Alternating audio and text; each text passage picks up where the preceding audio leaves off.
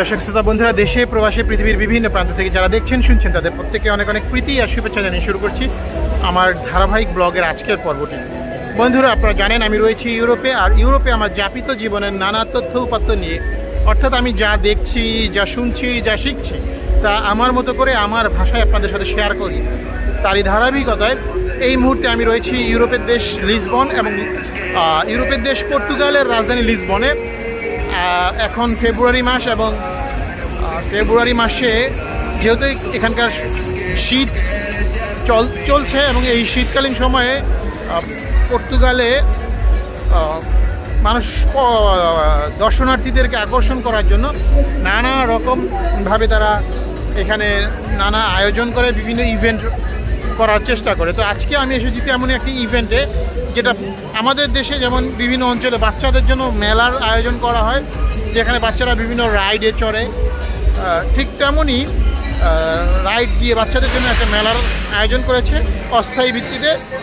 তবে আমাদের দেশের মতো রাইডগুলো, এখানকার রাইডগুলো খুবই সিকিউর এবং খুবই আধুনিক, যেগুলো আমরা সচরাচর আমাদের নন্দন পার্ক অথবা ফ্যান্টাসি কিংডমে গেলে দেখতে পারি।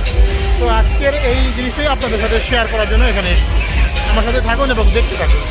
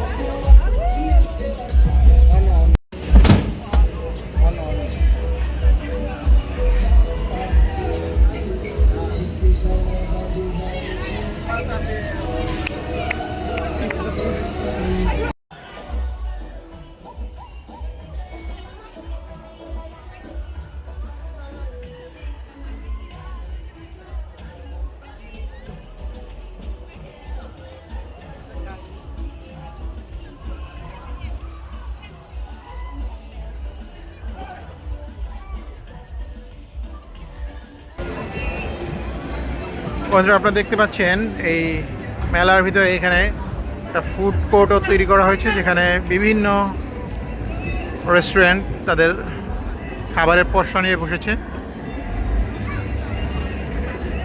বিভিন্ন ধরনের খাবার।